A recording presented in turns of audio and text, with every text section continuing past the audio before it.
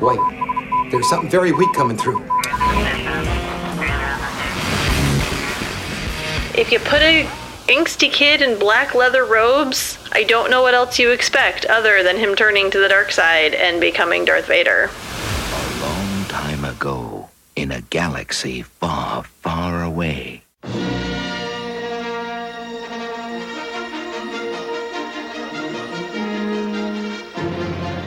Hello, fellow Galactic listeners. I'm Aaron Julian, and this is WSTR Galactic Public Access, a Star Wars podcast. Welcome to episode 105. Today, we are revisiting Revenge of the Sith. As always, joining us today is the incomparable, the illustrious Miss Heather Allred. Hi, everybody. I hope you're all well this evening. Or the morning. I know I am. Or the afternoon. Or whenever you're listening to this. We're about to have some fun. And also joining us today, the indefatigable Mr. Todd Hoffman. Wow. Is that a word? It is. Oh, well, I guess I will own it. Thank you. Well, if you really want to know, it means persisting tirelessly. Yeah. Wow. True. I'll own That's that for one. sure. You've hardly missed an episode. So Thank you. We're glad you're here. Thank you. So in the meantime, you can check us out on social media at WSTR Media, all one word, all lowercase. You can email us at mailbox@wstrmedia.com. Leave us a voicemail at 630-557-WSTR. That's 630-557-9787. We want to hear from you, and we want to play it back on the show. So please call in, write in, and you can catch our entire back catalog of episodes at podcast.wstrmedia.com. And finally, you can find us on YouTube to catch every live stream. That's at youtube.com. Search for WSTR Media. Today's podcast is brought to you by Audible. It's some kind of thing. I think it's a podcast. Yeah, it's something. Yeah. You'll have to check it out for yourself. But I'll tell you what you'll find. You head on over to audibletrial.com/WSTR. You can get a free audiobook download and 30-day free trial. Over 425,000 titles to choose from. Audible is, of course, Amazon's premier audiobook listening experience. You sign up, it's $15 a month. You get a free audiobook every month, and you get a discount on any additional books you want to purchase. Cancel anytime, no questions asked. Don't even have to flip a coin to the bartender and say sorry about the mess. Sorry about the mess, right? Exactly. Yep, no apologies needed. Nope. No questions asked. And you get to keep whatever you've downloaded already. So, including this free 30-day trial. Right. So, help out your favorite podcast. Help out Amazon. They help you out. Everybody wins. Head on over to audibletrial.com/WSTR to give them a try today. We also have merch. That's at store.wstrmedia.com. Head on over there. We've got mugs, True. stickers, Yes. hoodies, Again. Yes. leggings, Yes. socks, Totally. Socks. t-shirts, Yep. Yes. tank tops. Yes. Yeah. We're trying to cover everything. Yeah, we want coolness. We want to cover you all 4 seasons. Right, So exactly. if you wanna help out, help a brother out, help a sister out, help your favorite podcast out, head on over to store.wstrmedia.com and get covered in our threads. Is that appropriate to say? I guess it is. So. I think that's what the kids are saying now. I don't know. Yeah. Heather, bail me out. What I'm are we good, looking yeah. out Let's for fix news this. of the week? All right, so I got some teasing to do for you. I got some teasers for our upcoming News of the Week segment. So we've got Thank You Next. Okay. We have Beyond the Jedi. Ooh. I have Mouse Droppings. What? Yep. I just Yeah, read the explain words, that one. people. I don't know. Who writes these things anyway? And it's time to celebrate. Celebrate good times. Come on. Oh my gosh. Gonna get copyright strike. Oh, sorry. come on. No worries. It's Come. karaoke. It is time. Yep. Yeah. All right. We have paid our bills. We have Yep. fulfilled our legal obligations, I made filled our moral obligations somewhat. Todd, Yes. where are we headed next? You said moral obligations. Okay. Well, nothing Sure. moral happens on Twitter, but it is time for Twitter Trash Compactor. Get in there, you big polio! I don't care what you smell! Get in there and don't worry about it! All right. So every week we do a Twitter poll, sometimes more than one, but this week we only had one. And the question was related to what we talked about in the week of last week. So last week we were talking about all the fun things that are coming out in 2019. And so the Hollywood Reporter dropped these potential episode 9 titles. Which one do you like the best? Comment below for other suggestions. And here we go. Knights of Ren, The Ashes of the Empire, The Rising Tyranny, and A Spark of Hope. So we kind of talked about this last week. Somebody commented on and said The Ashes of the Empire really would have made a better Force Awakens title, which is valid. Fair enough. Fair enough. So which one do you like the best, Aaron, out of those 4? Refresh my memory. Because you were giving out grades. You were giving out grades like a school teacher. Like, C+, I think A B+. Spark of Hope was what I gave it. Okay. That got the highest grade. What about you, Heather, again? So my vote last time was Ashes of the Empire. Mm-hmm. But I do like A Spark of Hope. Yeah. But the wording of the Ashes of the Empire just sounds so epic. Right. So that's kind of why I leaned that way. But the Empire's gone. We're talking about the First Order now, man. Whatever. That's okay. Yeah, and Knights of Ren, you're like Knights of who? So, right. Yes. A Spark of Hope won the Twitter poll. So there you go, with 63% of the votes. So thank you for voting. Again, just check our Twitter for the polls. They will be dropped every Wednesday. So there you go. Done. Shall we move on to our main topic? Yes. Let's do it. And now for our feature presentation. All right, so we are talking about Star Wars Revenge of the Sith, Episode 3. It came out May 19th, 2005. It grossed $380 million and some change. It was rated PG-13. So I believe this is the first Star Wars film. It was edgy. It's dark. It's dark. Had a production budget of $113. So there you go. $113? They did pretty good. 100. Yeah. It's amazing what technology can do these days. Yeah, exactly. It was all green screen anyways. That's all good. But yeah, it made $300 domestic, but it made $468 million foreign markets. And so that's a whopping $848,754,768 million. It made a lot of money. So obviously this takes place between 19 years before A New Hope, which is episode 4, just to keep track.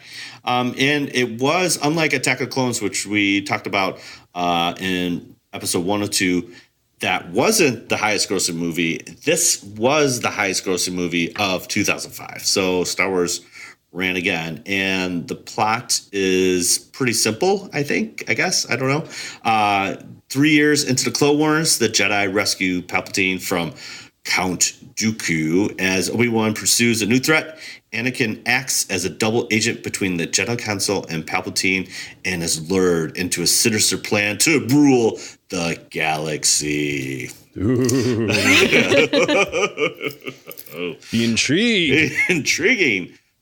So we were kind of talking before the show, and Heather literally has a legal pad of notes. So Heather, what are some of your overall impressions of Revenge of Sith? Yeah.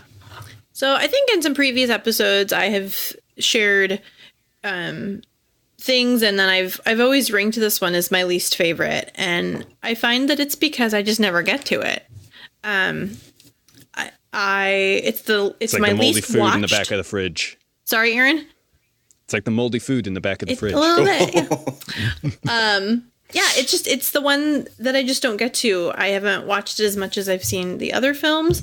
But in preparing for tonight, I was like, all right, Heather, you're going to watch this and you're going to like delve in, study it, and figure out why it's so great. Right. And so I, like Todd said, I've got my notepad, I've got some notes here, and it ain't that bad.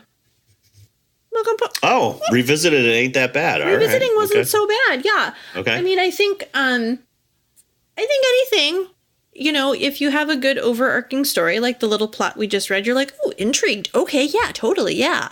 You know, and then you throw in an actual script, and then you throw in actors, and then you throw in green screen and special effects and all these things. And then it becomes like a movie. And then you have the ability to nitpick it. And so, you know, so I'll just give you a couple of my top things here in my initial reactions, and then as we discuss further, I can go into more detail. But of course, one of the first things I wrote down is Anakin bothers me. The hair or the acting? Yeah, I wrote the hair changes every scene. The hair is bad. Mm-hmm. And like Padme's hair was really bad. I don't know. It's fine. But basically I wrote down, he's a punk who knows everything, but he's whiny all at the same time. Mm-hmm. He kind of bothers me. Yeah. I also wrote down R2's little scream with a little heart next to it. Because every time he like squeals, your heart just grows bigger and bigger.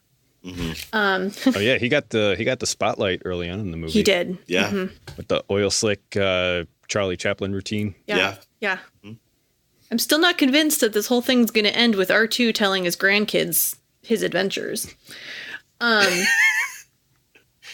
Then let's see. Oh, Yoda wins everything. Yeah. And no, he does. We can accept that the whole Jedi Order fell, and he was the head of it. Yeah. That's not winning. There's only so much one guy can do. This is what I'm saying. And he's a little guy. Okay. All right. Carry on. And then Wookiees. Double underlined Wookiees.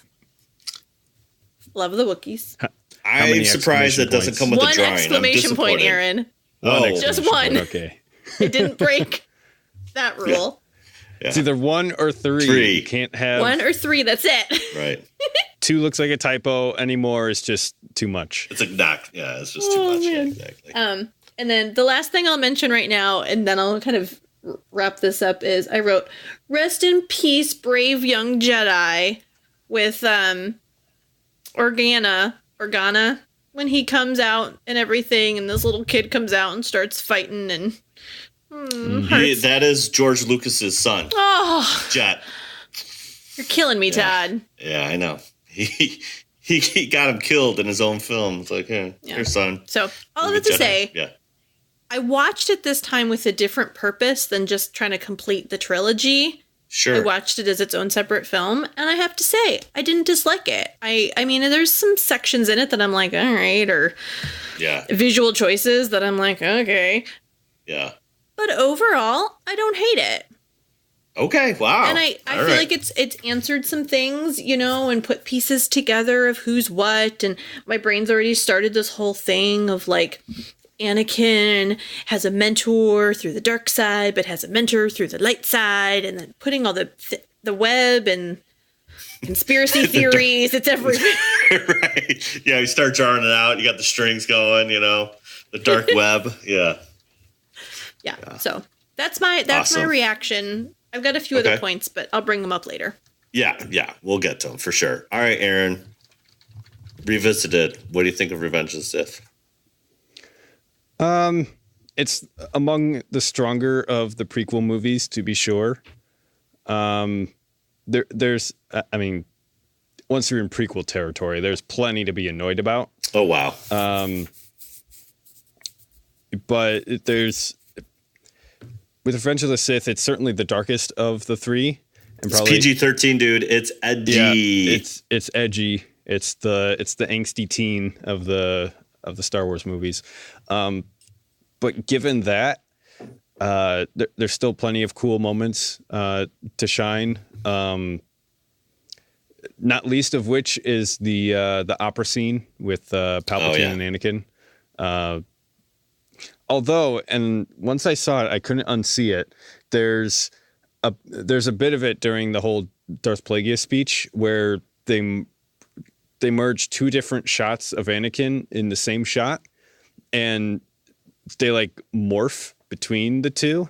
Okay. So basically, your eyes are on Palpatine because he's talking, but if you take a look at Anakin, there's like this 3 to 5 second transition where he morphs from one expression to another.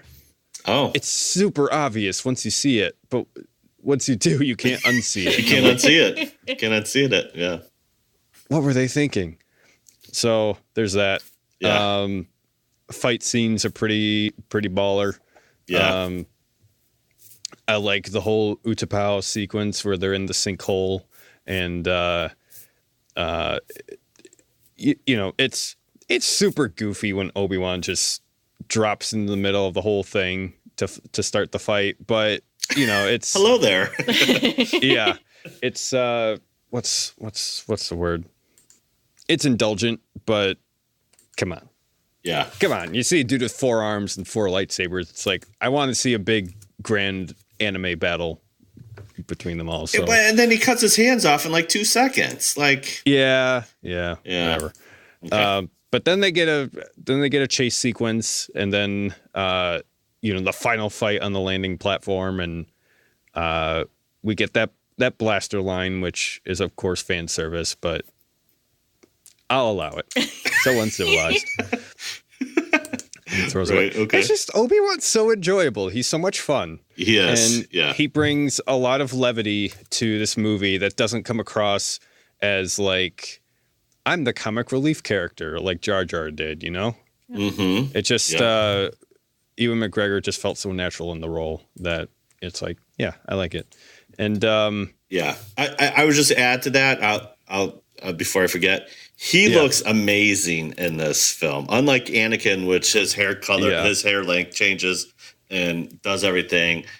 Obi-Wan is just spot on. He's got like a little gray. They put a little gray in his hair, and it's so good. Yeah, I'd be gray too if I was hanging out with Anakin. Oh my gosh. Sorry, Aaron. I was just saying they seem to have struck just the proper balance between young Obi-Wan and old Obi-Wan from episode 4. Yeah. Which I think it's only like 20 years between episode 3 and episode 4, but they make it seem pretty plausible that he would age that quickly. I don't know. Maybe it's just me, but plenty to praise about this movie. I don't know where I heard this, but I think they said that every single frame in the movie has some kind of digital effect to it. There's a lot of digital effects, yes. Or some kind of CGI to it. That will be in our fun facts. Just wait. Yeah, just you wait. Wait. As a kid, I'm like, oh, cool. They really stretched CGI for all it's worth.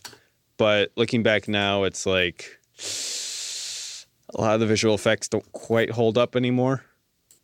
But boy, did they try. And boy, for the time, it looked really good. Yeah. Yep. Final praiseworthy thought. Okay. The opening Starfighter sequence, that big old shot where it's like over the Venerator cruisers, and it's Obi-Wan and Anakin ships flying about. They look like two best friends having a great old time. Just and then flying. Yeah, then they go over the edge and down into a vision of hell over Coruscant and this huge battle. It's a great little bit of filmmaking. I love it. Yeah, I would agree with that. Yeah, I would totally agree with that. It's that shot. That's one of my. Actually, that's probably my favorite shot. Opening shot. of any Star Wars film. I just think it's, like you said, they're totally in sync. They're having a good old time, and then they get right into battle, and then they start talking, and then you ruin it. So,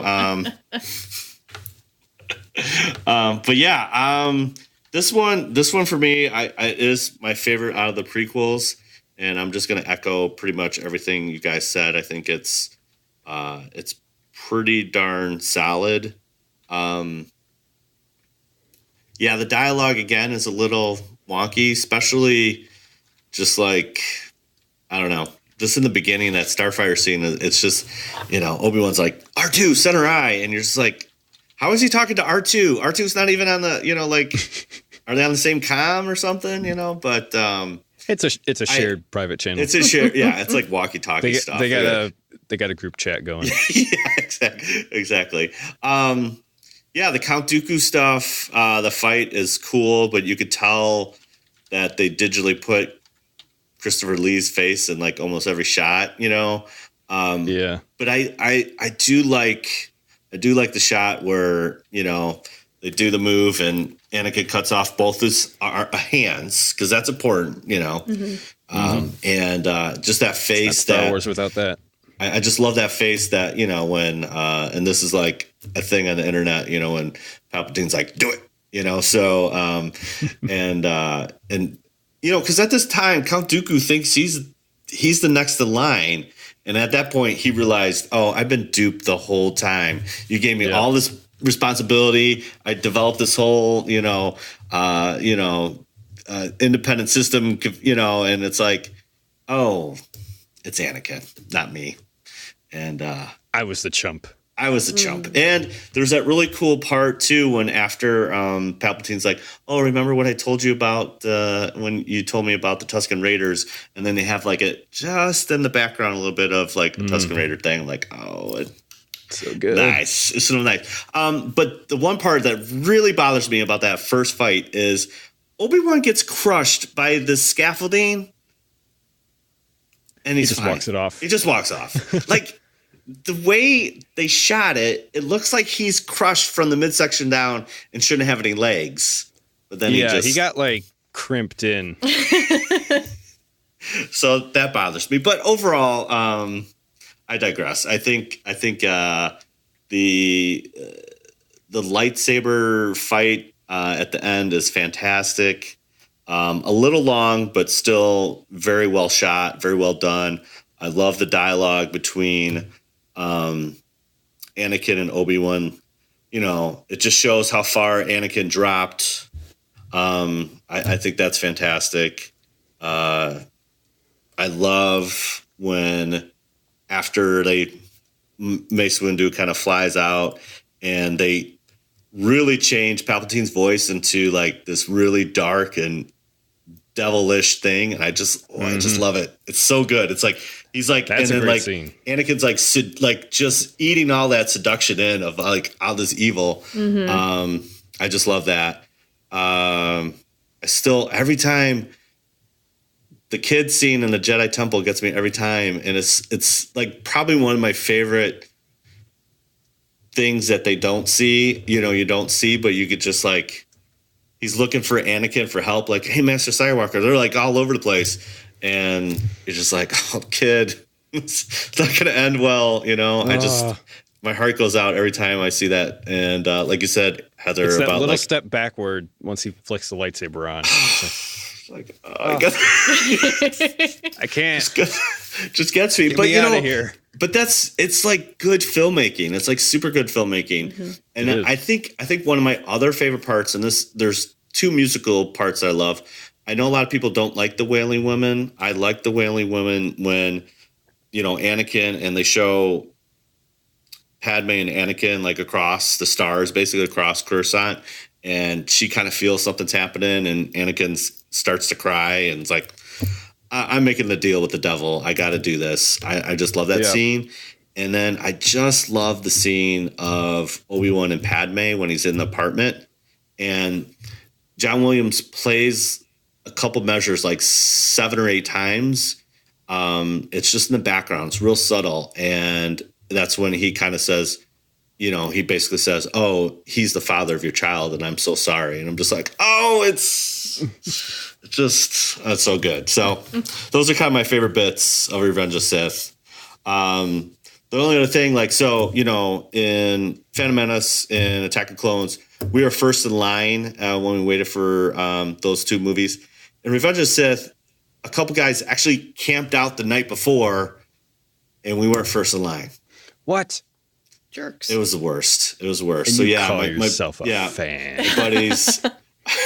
I'm coming down there where it's in Kankakee, so my buddy Luke, Josh, and Micah were all ready to wait in line, and they're like, "Dude, somebody literally camped out in front of the theater." I'm like, "We're not gonna be in the paper." Like, no. Did the Darth Vader? No. Even before it was a thing, you were like, no. It was a precursor of things to come. It was. All right, so So should we go into some fun facts? Sure. Let's dive right in. All right. Let's go deep. Go deep. In over our heads we want to be. Yeah, right. Exactly. All right. So I'm lost in my notes. Do you Oh. have anything? Yeah, sure. You ready? Okay, I'll do the first. Start us off. Okay. The entire movie was shot on the Sony HDC F950 high definition camera using Sony HD Cam SR digital video format. Okay. What? Yes. The camera retails about $150,000. George Lucas said he'll never shoot a movie on film again. However, that he changed his mind when Steven Spielberg said we're going to use film for Indiana Jones and the Crystal Skull, 2008. But George Lucas technically didn't really shoot it, but that... Never say never, people. That's right. He went digital. He's like, I ain't going back. Heather, what else? What else we got? So, the original cut of the movie ran for nearly 4 hours. The opening battle, the Palpatine rescue alone, ran over an hour.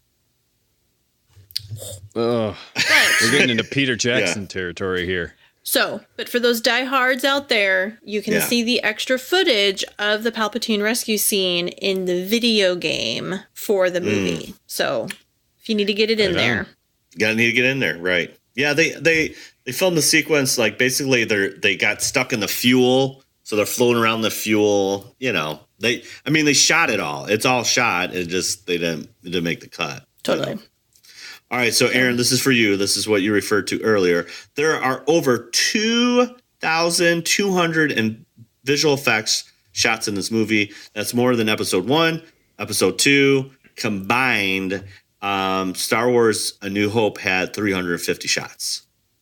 So this thing had 2,200 shots, and A New Hope only had 350.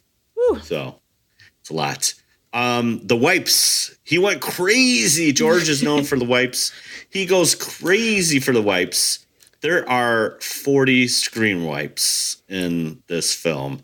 He's got more wipes than Charmin. Yeah. At the end, he uses the circle wipe for like the last couple ones. He's just like, I don't need to do anything. I'm just going to do the circle wipe, circle wipe, circle wipe. So he's like one step away from the star wipe. Exactly. All right. What else? What other fun facts we got here? Well, for the Kashyyyk environment, the art department turned to the Star Wars Holiday Special for inspiration. Hey! Nothing's ever wasted when it comes to Star Wars. Nothing is ever wasted. They're like, hey, don't say the holiday special did not influence Star Wars. It did. But yeah, that was a great scene. The whole beachhead invasion thing. Get some clone trooper action, some Wookiees. Yes. Yeah. It's great. Great. Felt a little bit like Saving Private Ryan, especially like when the Wookiee had like the sticky bombs. Yeah, sticky bombs. On the side of the droid tank. Which they yelled a little Tarzan, just like a little nod to Return of the Jedi with Chewbacca. Yep, exactly. Too good. Heather, what else we got? Yeah, so when Emperor Palpatine places his hand on the head of the defeated Darth Vader on Mustafar. It's directly reminiscent. Ooh, that was a hard word. From when Obi-Wan came to Luke's aid after he was attacked by the Tusken Raiders in A New Hope. So we've got some. Yeah, I just circles around. These themes, back, they're there. People. I mean, I've seen Revenge of the Sith a lot of times. I've seen A New Hope a lot of times, and I noticed that because I was doing the show notes, and I was like, oh, I'll watch that, and I'm like, there it is, because he kind of gently goes down and kind of touches his head, and it's very similar to what Obi-Wan does to Luke when he's knocked out. So yeah, that's one of the things I had written down. This just the whole idea of mentorship. And someone just looking over someone else and what that looks like, whether it's the good or the bad. There is always this ranking. Yeah, I think. I mean, we talked about this a little bit with Anakin when we did our Imperial inspection. But Anakin. Aaron, you're not conflicted. Anakin's conflicted. I just think it's the real devil and angel on his shoulder, and Palpatine's telling him, "You're money, dude. You're better than Yoda. You're better than all those guys, and they don't trust you." And then Anakin to Obi-Wan. Anakin feels he's always disappointing Obi-Wan because he is. He's a punk. He's not listening all the time.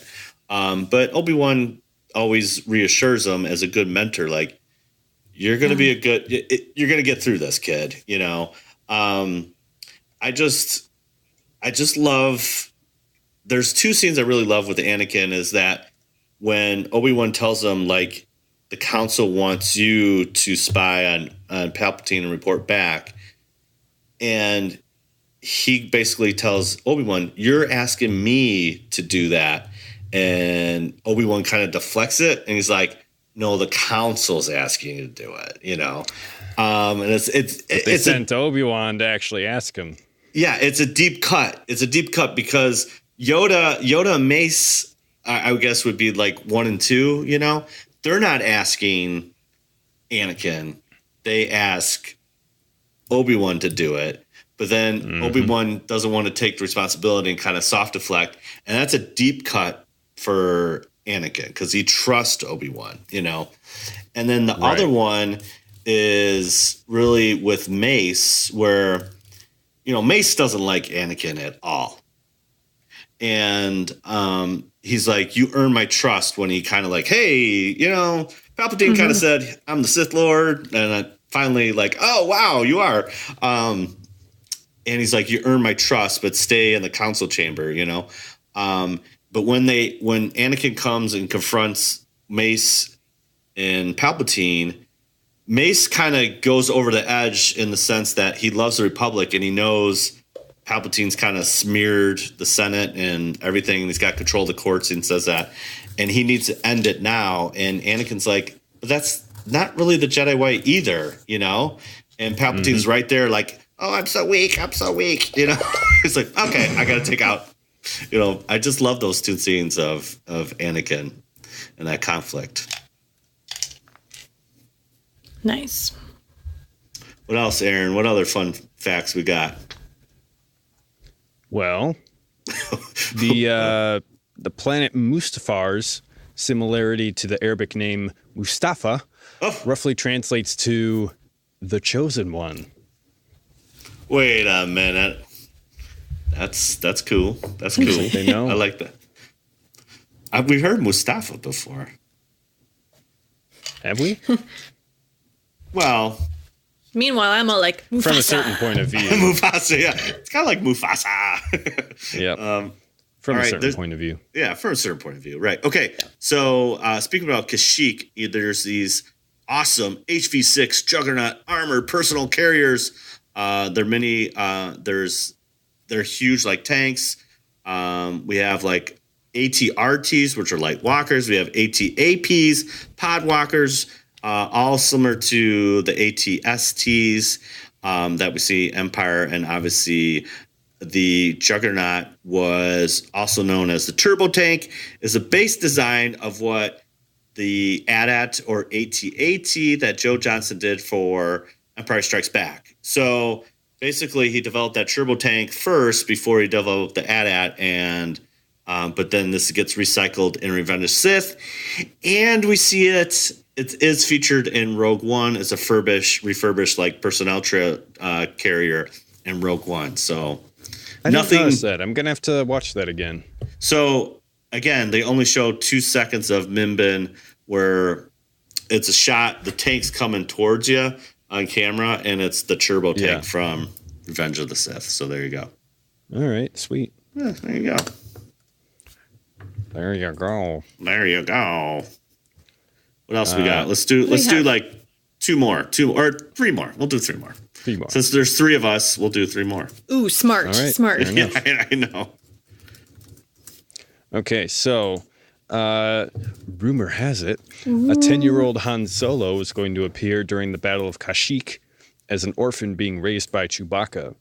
He would have helped locate General Grievous by finding part of a transmitter droid that was sending signals from Utapau, allowing Obi-Wan to find and confront the villain.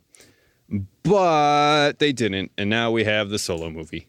So, All right. for better or for worse. Right, exactly. That's good. I think that was probably a smart move. It would have That was a smart. It's too much to cram in, you know. Yeah, shoehorning a bit too much in there. Yeah. Han Solo, he's too major of a character to just kind of have in there for a little bit. you know? Yeah. So, Absolutely. all right, Heather, you got the next one? I was going to say, are we ready for another one? Sure. Yeah. All right.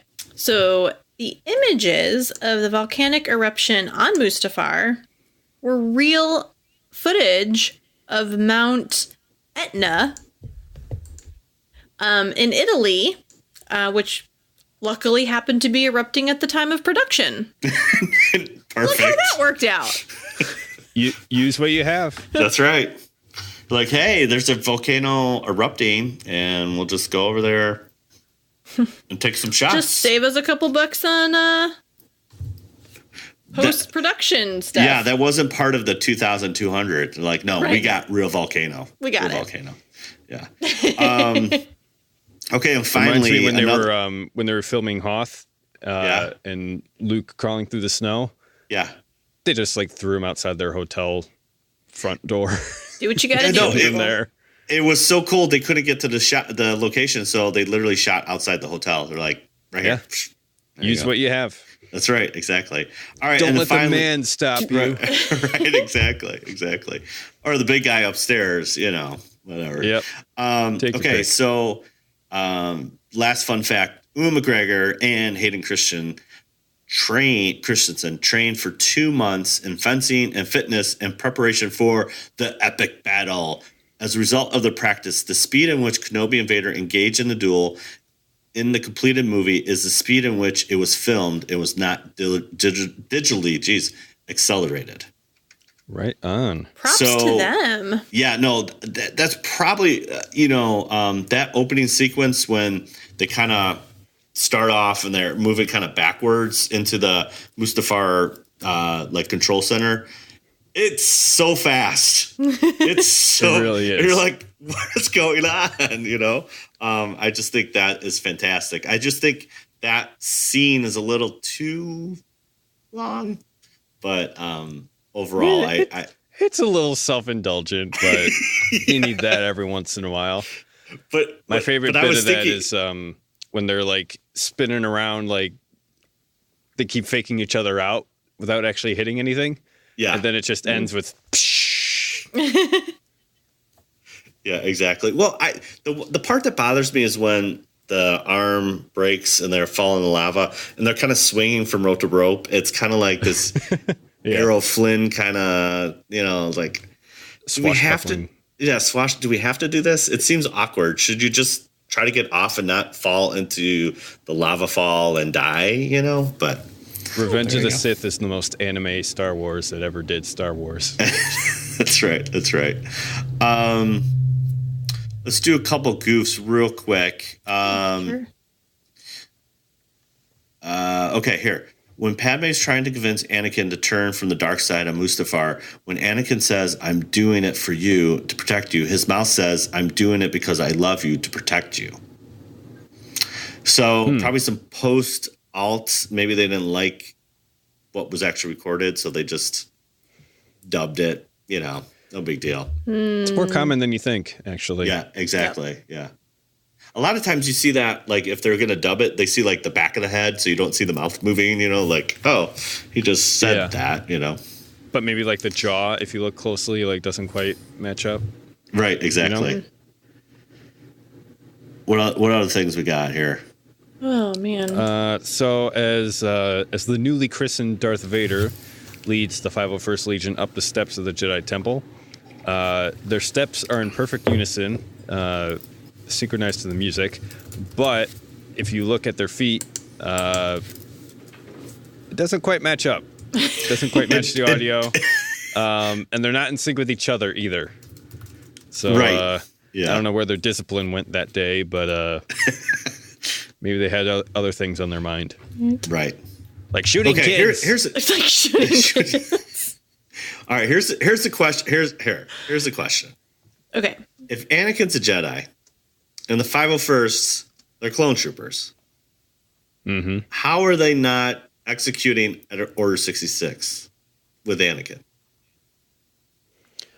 I mean, Palpatine gave the order. He probably gave like an addendum. The head scratcher for you. Yeah, maybe he gave like a memo and he's like, "Hey, don't kill this guy. I like him." Because isn't that the whole point? Is that their true allegiance is to the Republic and not the Jedi? So the Jedi. I'm sure, like if you read the book or something. Order 66. Yeah, no, Order 66 is the Jedi turn on the Republic, right? But it's like Jedi treason, right? And they have an inhibitor chip, the clones do, that they can't disobey orders in a sense. So it just seems weird that they say all Jedi are evil, but Anakin, 5 minutes later is walking with them. It's like the Palpatine's like, "Oh, execute Order 66, but this guy, he's good." Because some of these, he's not really a Jedi anymore. Well, I guess he was just a Jedi like 5 minutes ago. I don't know. Was he ever really a Jedi? Yes. Okay. Maybe this is he was a Jedi. He was not a Jedi Master. Right. He was on the council, but he was not granted the rank of Master. All right, Heather. What other goofs we got? Yeah, so it looks like, if I'm going to say any of this correctly, Viceroy.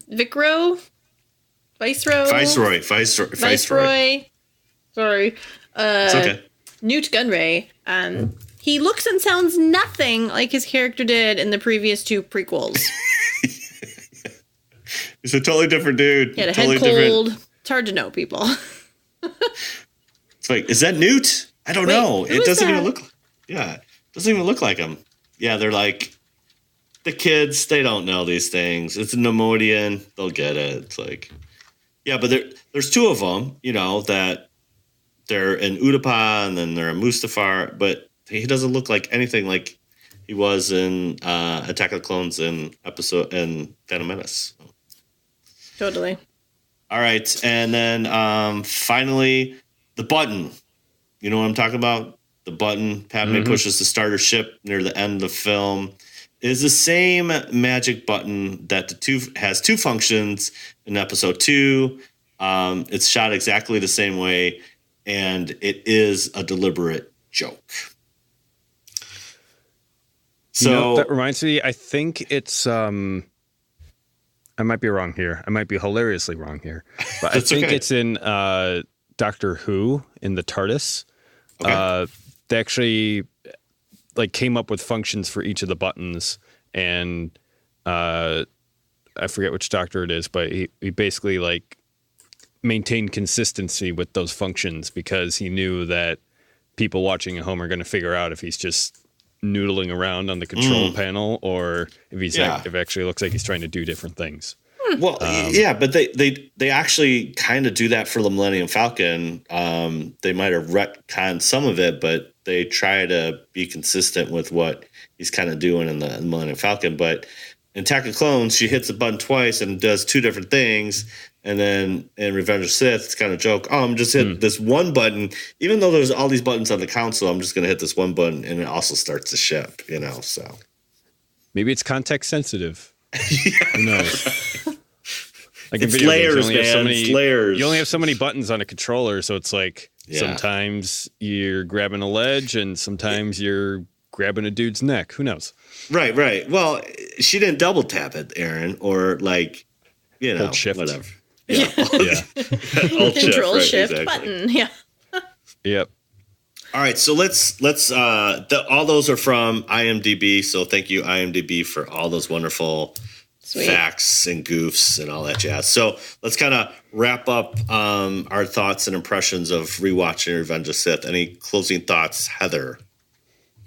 I guess my main thing is if you put a angsty kid in black leather robes, I don't know what else you expect other than him turning to the dark side and becoming Darth Vader. Yeah, talk about edgy. Like, he doesn't have to wear earth tone colors. He gets to wear black. Mm-hmm. I mean, this kid is screaming emo and angsty. What else do you expect? Right. Yeah, exactly. Oh, man. But I don't want to say it, but I'm going to say it. Uh-oh. Go ahead.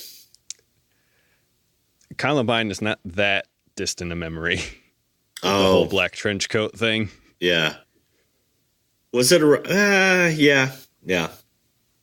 I hear you.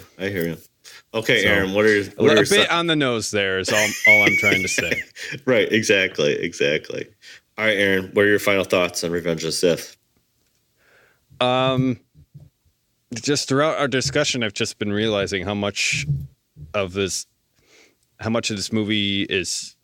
It's an anime. It's the most anime you could get out of all the Star Wars, just with how stylized it is, the emotional tension that there is, and especially that theme of two best friends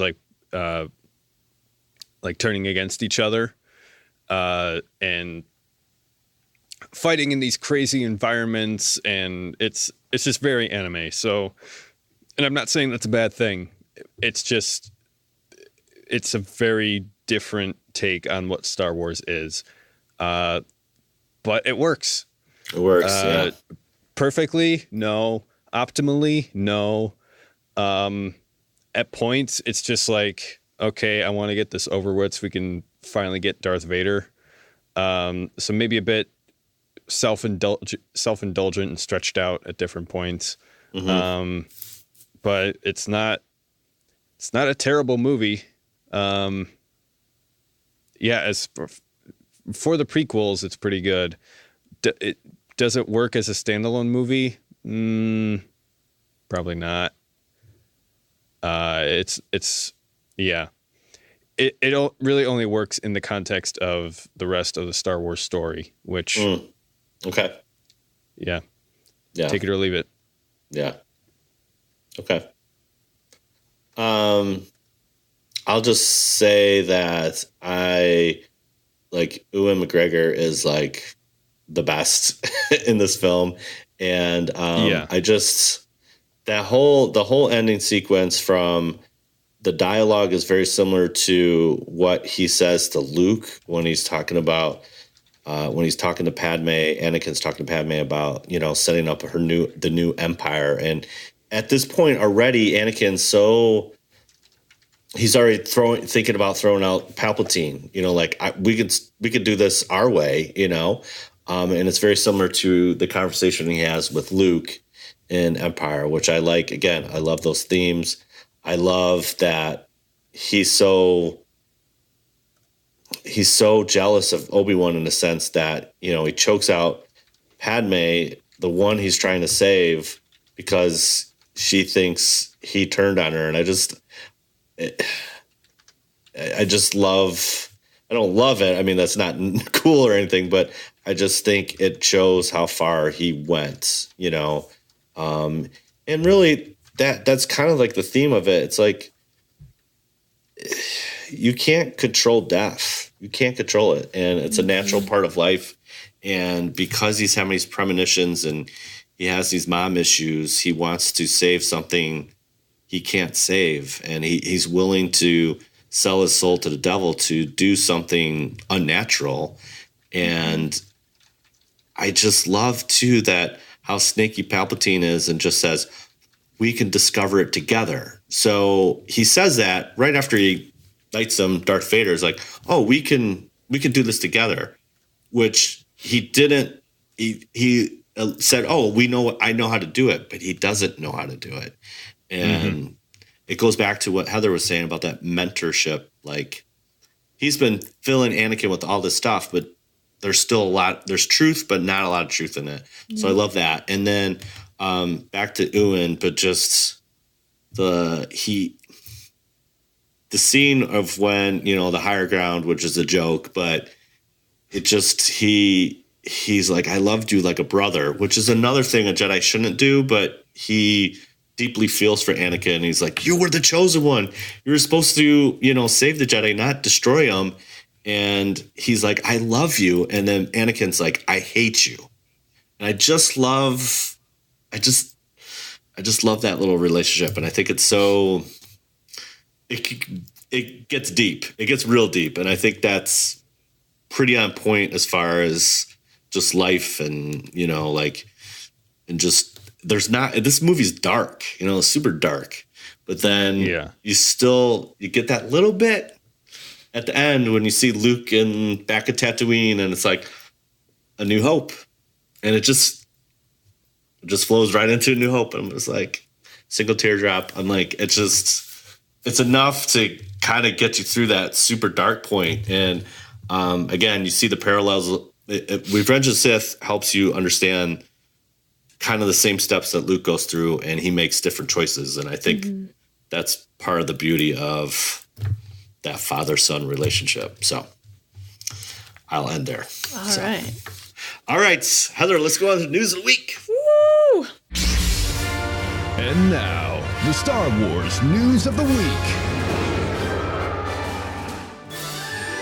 All right, so I teased it up, so let's get into this. So, Desert News on January 12th states, Mark Hamill suggests a new title for Episode 9, and it's pretty grand.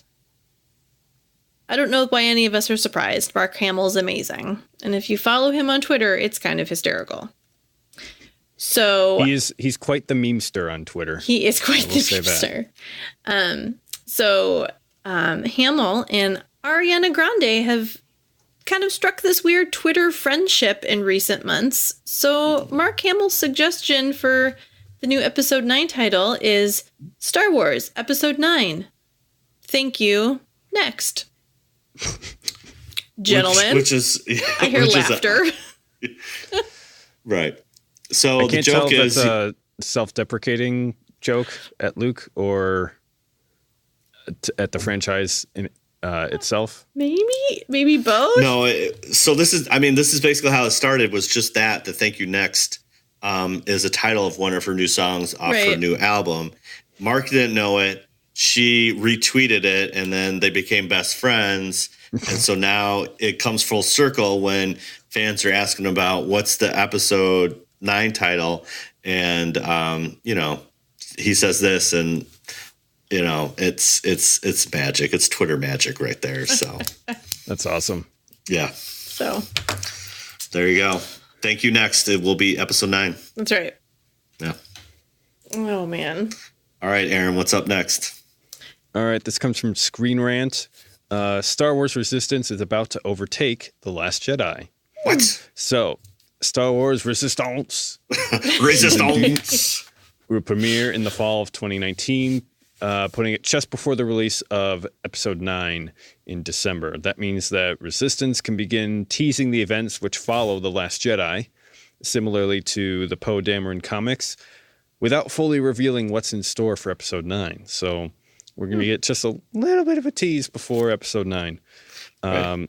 After episode 9, it's unclear exactly where the Star Wars saga will go next, but it sure seems that Star Wars Resistance will continue to be on the front lines of this new era in the franchise. Right, and they just released a mid-season trailer for Resistance, and it shows a lot of Force Awakens stuff. So it's aggressively close to the new canon, the new movie. So should be interesting. As far as the timeline is concerned, they can't. There's not a lot of wiggle room, so they're going to get right up to or close to episode 9.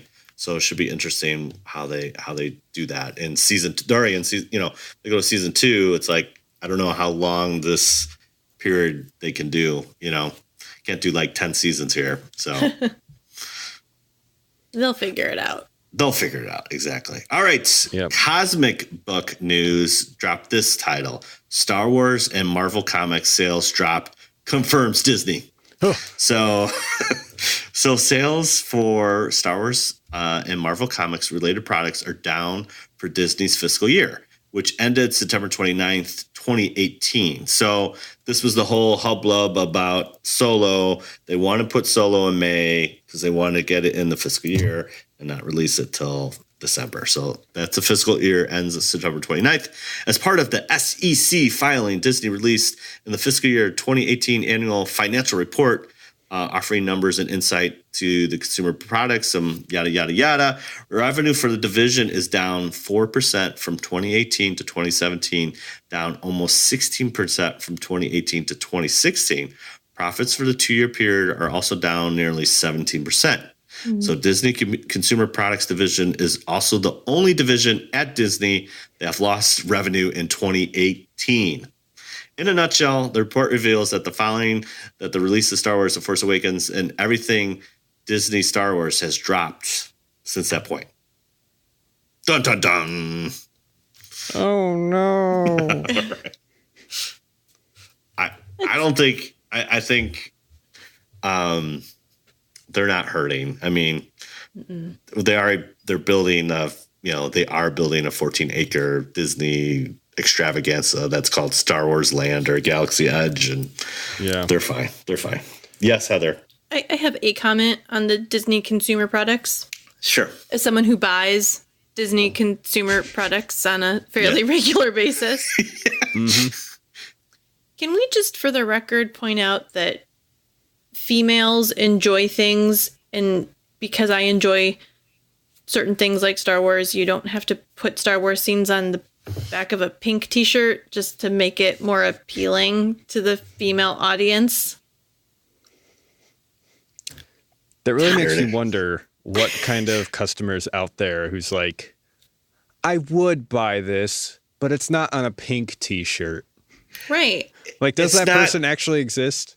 Yeah. Like, or it's like, they must. I would buy shirts like that. Yeah.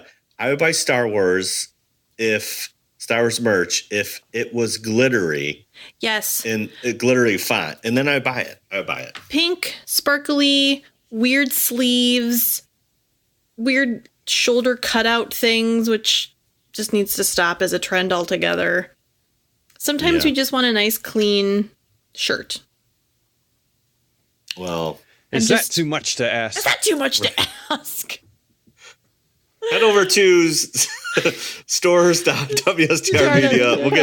We'll get you a clean shirt. Clean stuff. So yeah, I think I kid to a point, but it's also you have to wonder.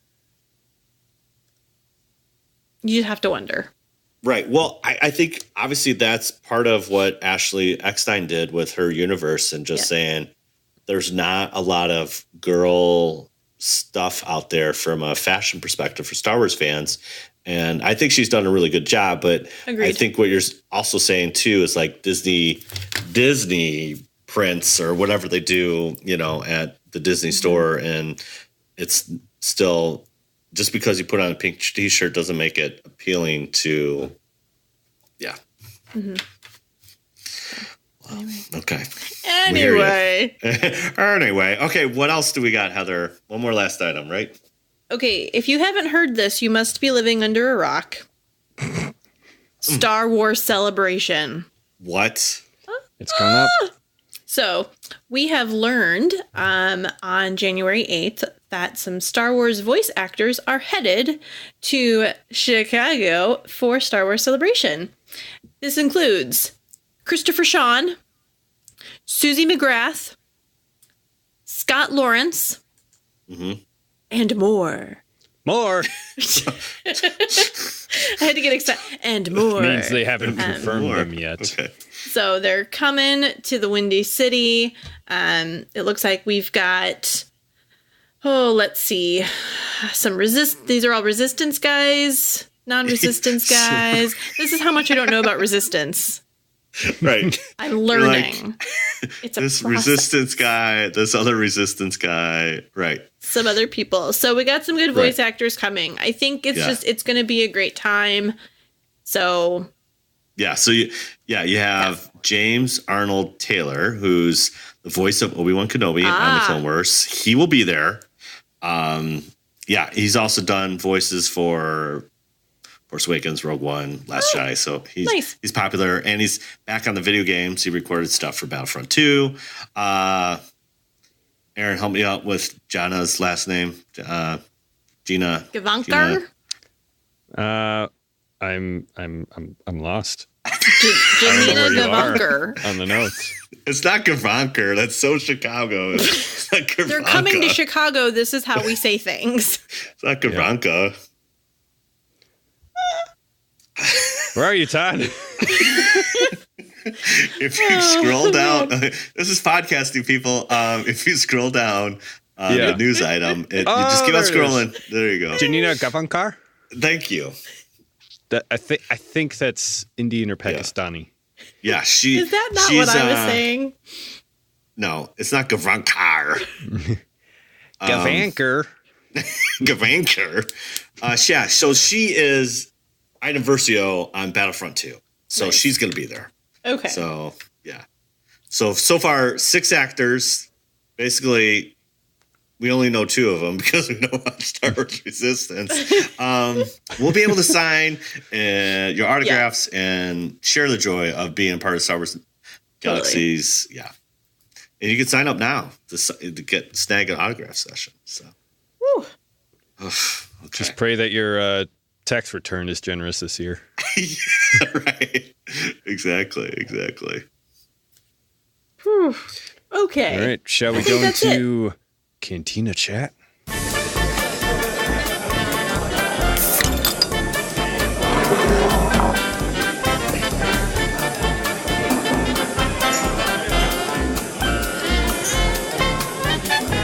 Okay, Heather. All right. What have you got for us? So I've had some fun times in regards to I rewatched Avengers: Infinity War. Oh, nice. I recently tweeted out through my personal Twitter account at HawkAwesome that Tom Holland is by far the best Spider-Man. Take that back. Tobey Maguire. All day. All day, Toby. I love that kid. I'm teasing. He's a great Spider-Man. When he introduces himself to Doctor Strange, and then he's like, "Oh, we're using our made-up names," and how do you not love that? Yeah. So I did he's that. Very charming. Aaron, I do love me some Toby too, but he's too old. He was. But it's pizza time. Yeah, I think Tom Holland kind of fits. I can believe he's a high school student. Tobey Maguire is like a 35-plus-year-old playing a high school student. It's like a Hollywood high school student. Well, yeah, even Kristen Dunst and stuff. Yeah. I'm like, yeah, she is way too much for a high school student. Yeah. How do you do, fellow kids? Exactly. Yeah, but I kind of agree with you, Heather. Yeah. There. Then I rounded out my nerdiness by watching Fellowship of the Ring Extended Edition. Because there's no other edition out there. No. And I had a very serious conversation with myself. Legolas or Haldir? Which elf does a girl choose? Google that right quick. You're Googling it, Aaron. Legolas all the way. What are you doing? Yeah, Legolas. Yeah. Oh, man. Haldir, isn't he the print, like, kind of real, kind of pompous elf? He is, but, you know, he's still not unattractive. I mean, yes, Legolas wins, obviously, but, you know. Yeah. Whatever. I'm a girl. Wow. To some extent. No, you can play the girl card. That's fine. I appreciate that. Yeah. So I went into my Marvel and Lord of the Rings realms. And then I prepped myself all right for Return of the Jedi. Wow. No, Revenge of the Sith. Revenge of the Sith. Wow. Done. It's getting late. Thanks for having me. It's getting late, everybody. Todd, what were you up to? Not too much. I'm reading my Women's of the Galaxy Star Wars book, so I'm almost done with that. It's been really fun to see some of the characters I didn't even know, so it's good to kind of catch up with that, and it's fun. Awesome. Yeah, Amy Ratcliffe does a really good job of like kind of giving like a bio, but then also if it's like played by an actor, getting some quotes from them. Or if it's, you know, some like a voice actor kind of bringing in some of the nuances of the character, which is kind of cool. So it's kind of like, here's what this girl did in the Star Wars universe, but also kind of getting some behind the scenes. And the cool thing, all the art is drawn by women as well. So it's kind of cool seeing different art from that. So been doing that. And then, I just watched Revenge of the Sith last night. So it was a lot of fun. And I took notes too. So, but I should have put them on a yellow legal pad like Heather, and then we could have been cool. So, right on. Aaron, how about you? Well, can I just say that preparing for this RPG campaign is just it's giving me life. Hey. I love it. I'm kind of over the hump of like all the rules I have to read and be familiar with, and I'm actually like working on like the actual story and designing encounters for the players, and they have lots of great things in store for them.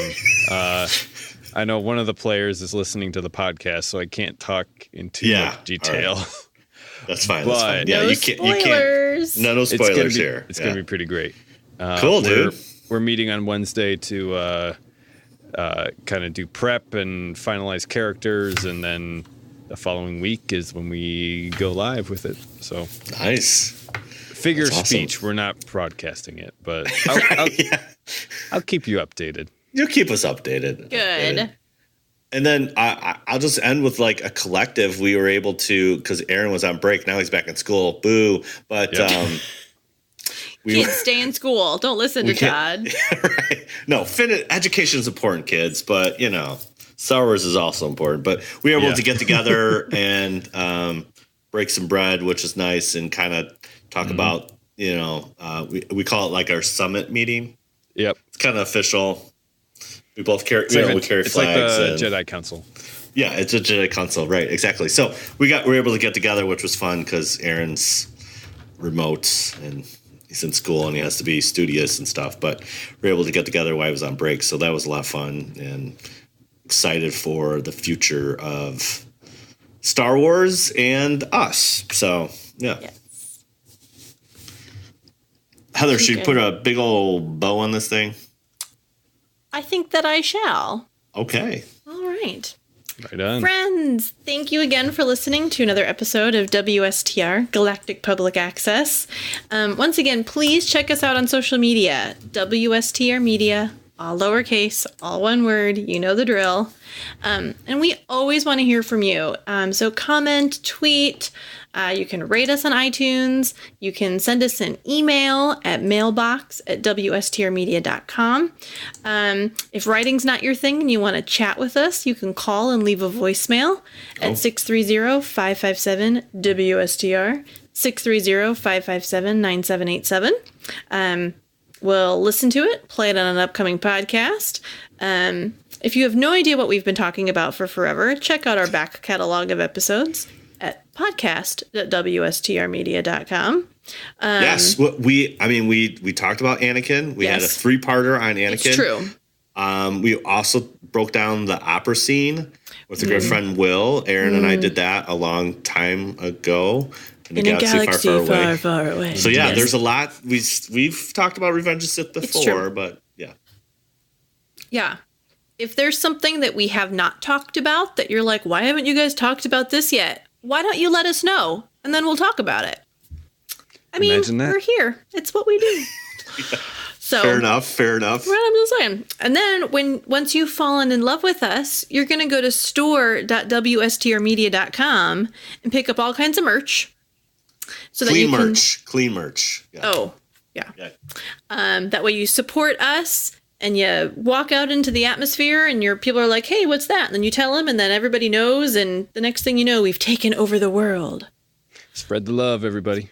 Spread the love. That's right. So I think that's all of the ways to get a hold of us and know what's going on in the world. So next week, we will be doing episode 106 and bringing back Imperial Inspection. Ooh. Do say. And we will be discussing Princess Leia. How about that? Maybe I'll wear buns tomorrow. Next week. Wow, I'm failing, you guys. So we should wear buns. I should. I'll see what I can do. Yeah. Aaron's kind of already wearing buns with his headphones. Yep. You got the least I could do. There you go. Right. So, but that's all the fun. So there's only one way to finish it out. Are you guys ready? Ready. Let's do this. Now. This is podcasting. 86 days till Star Wars Celebration. It's almost here. You can taste No big it. deal.